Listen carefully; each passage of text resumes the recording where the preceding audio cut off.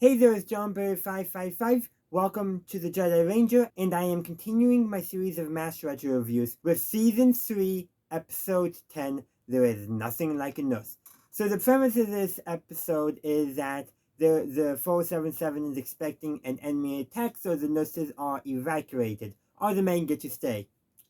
Such sexist thing. But that's actually a very historic attitude.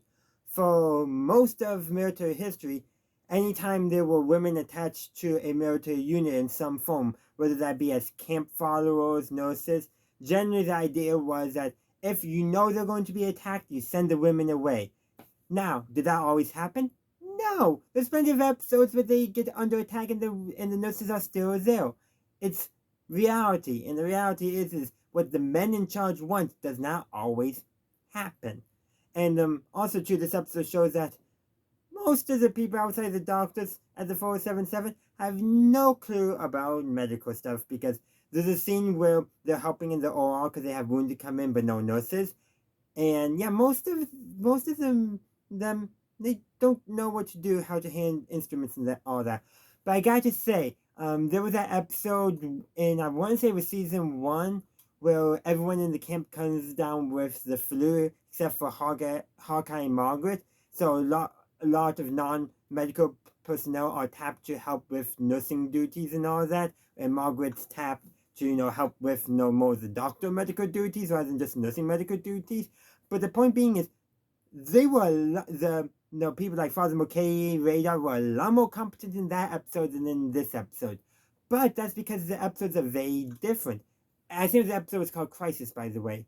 That episode was essentially about them doing what they can to keep treating patients. We're down, but we still gotta do what we need to do to treat the wounded. Here, that's not the point of the episode. The point of the episode is, oh look, the nurses are not in the camp anymore, and how are the men going to deal with that? Therefore, incompetence is going to be the plot points that are going to be emphasized regarding the men of the camp. For the women, things are not going to get done. That's essentially what the episode is somewhat saying in that regard. And it also made me think of an episode that's going to be in a later season where there's a male nurse who's not recognized because he's a man, not a woman, being a nurse. Therefore, he does not get the commission that he should have being a trained nurse. And that's another episode that's going to be really interesting to discuss. But the reason why I'm bringing it up here is because basically this episode is saying doctors know what they can do, but all the other men, nope, they don't know anything about being nurses, which is kind of contradicting that future episode. And it does make sense in this episode because Radar, Farr, McKay, Kalingo, they're not trained in medical stuff. As long as they can say, yep, that's bleeding, he needs to see a doctor, that's all they need to know, and maybe how to put a band-aid on. They don't need to know regularly, they don't need to know what tools to hand a doctor during surgery. They normally don't need to do that.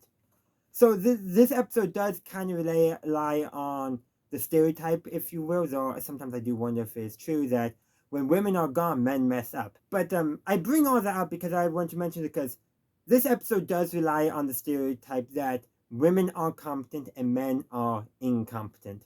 Not totally, of course, but that stereotype is an undertone in this episode. And that's actually a very common stereotype. Or actually, I should phrase it more accurately. The stereotype is that men are only competent when women are present. There's also that stereotype too. There's also some other, sexism and all that in this episode regarding, hanging out with the nurses, which is a very common thing in early MASH, and part of Hawkeye's character is to be that womanizer. There's also making fun of Frank too, which is easy to do. He is very much the punching bag of MASH. So we get to see Frank's wedding videos, and that scene where they're showing it, it's just Radar, Klinger, Hawkeye Chopper, and Henry watching it, but it's probably where most of the laugh track is in this episode. They're making basically Frank be the main humor of the episode while the nurses being gone are not treated as humorous, it's treated as more of a tragedy. But going back to Frank, part of his wedding photo video has to do with him and his newlywed wife are about to, they're leaving the ceremony in the car, and she gets into the driver's seat, and Frank doesn't want to. They're laughing over that. Now, that does kind of rely on a sexist stereotype that the man is supposed to be driving and women aren't the good drivers. But what truly makes that funny is because of how that is followed up on later in the episode. So after the enemy attack comes, which is really just 5 o'clock Charlie, which I really love that they called back to 5 o'clock Charlie. And the minute they knew it's him, they knew like, oh, yep, this is gonna be fine. There's no real threat. The nurses are returned, and of course everyone's greeting the nurses. No, they're greeting the nurses, kisses and all that. And Margaret and Frank goes greet each other and head over to a Jeep. Hawkeye notices and gets Trapper's attention, and the exact same scene plays out between Frank and Margaret that played out between Frank and his wife. I think it's Lorraine. I can't remember that. I should go look it up, but I won't. And it's the exact same scene. Margaret gets into the driver's seat and Frank has to walk around to the passenger seat. Exactly the same. Almost the same. Slight framing differences, but practically the same. And that makes that scene earlier with Frank's wedding photos regarding that moment truly funny. If it was just, haha, Frank ended up having to be the passenger instead of the driver, I don't think it would have worked for me. But the fact that they followed it up with the same thing happening again with Margaret makes it funny because it's more about Frank rather than about the woman in Frank's life, whether that be his actual wife or Margaret, who he's having an affair with. And that makes the joke very different. It makes it work better because it's based off of a character, a caricature, if you will, rather than a stereotype. Yes, the stereotype does play a role in it, but let's say we saw the exact same thing but with Colonel Potter instead. It wouldn't have been funny because one doesn't fit Colonel Potter's character. If Colonel Potter saw Mrs. Potter get into the driver's seat, I think he would just go right on into the passenger seat and wouldn't try to indicate that he wants to drive. That just seems more like his character, like he'd be much more willing to go with the flow in that regard. I don't know for sure, but what I'm getting at is that joke works because it's Frank being the joke works because it's Frank, not because women driving. Which contrasts nicely with the joke from the previous episode, Alcoholics Anonymous, where Trapper made a joke about his wife not being a good driver. And the joke was, haha, women can't drive. There was no insight into anything else, so it felt shallow, for lack of a better term, relying too much on stereotypes. But this time, it doesn't, because one implies that it subverts that stereotype, because it implies that in both cases, Margaret and then Frank's actual wife are the better drivers. But it also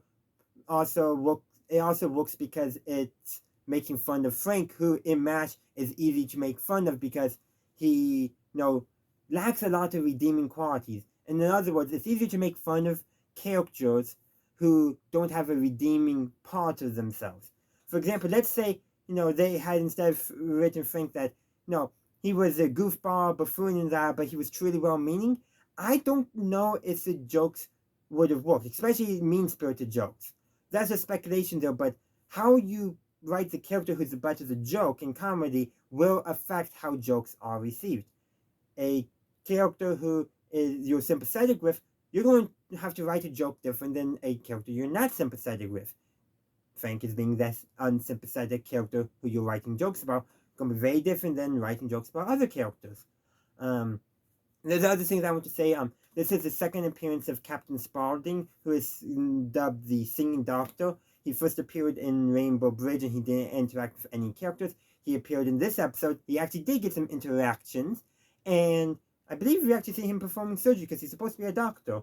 And then we get one more episode later on in the season where he appears as well. But apparently, from what I can gather online, the people behind the scenes were not a big fan of having such a gimmicky character, i.e. a doctor who sings. So I actually like it. One, I like the folksy, bluesy music. That's definitely in my repertoire. I just like that style of sound. But I also think it works because music has been a big part of the military since forever.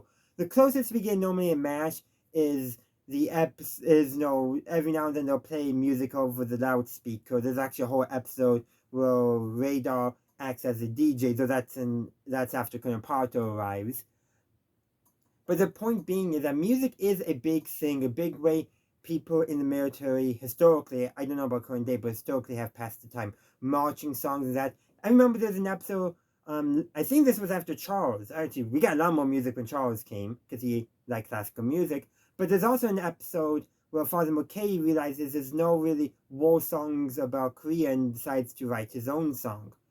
And what I liked about Captain Spaulding, despite his limited appearances, is it brought that musical component in.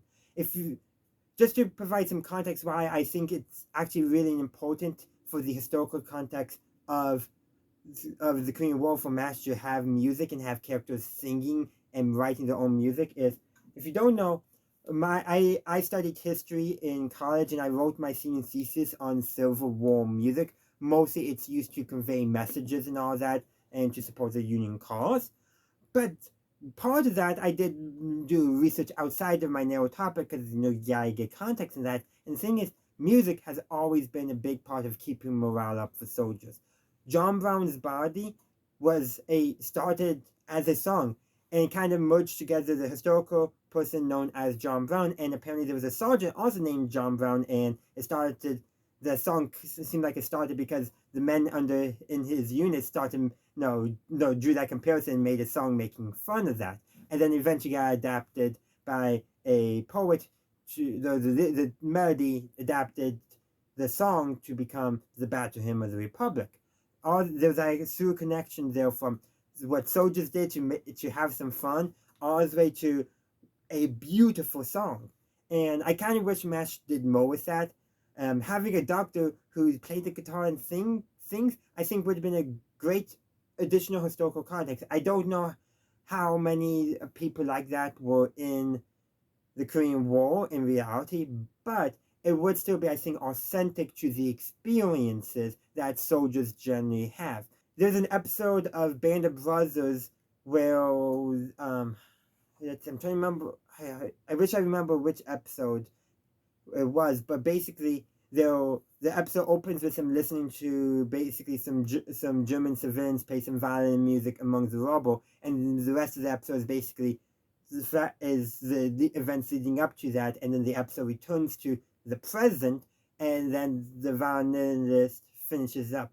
But it's like this moment it's written to be this moment of reflection for the characters in Band of Brothers, and they put that to music. That shows music is important in not only helping telling a story, but in the lives of soldiers. So there's more I could say on that topic, but I just wanted to bring this up because with how Captain Spaulding actually had a role in this episode, a minor role, mind you, not really a big play. This episode could have without him, but I wanted to add that additional historical context to show that his character, despite being a gimmick, could have actually been very beneficial in telling the stories that MASH wanted to tell, and a big part of MASH is actually how people deal with war. Whether that was intentional or not has been a big part of it, and music has been a way we have dealt with war for a long, long time. So that's where I'm going to end my review. I would love to hear your thoughts on the episode There's Nothing Like a Nurse in the comment section down below. Thank you for watching my video. I do hope you enjoyed it. If you did, please be sure to give this video a like and share. Also, consider subscribing to my channel to stay up to date on all my latest content. In the meantime, thank you for watching, and as always, have a good day, a good night, wherever you are. May the force be with you, always.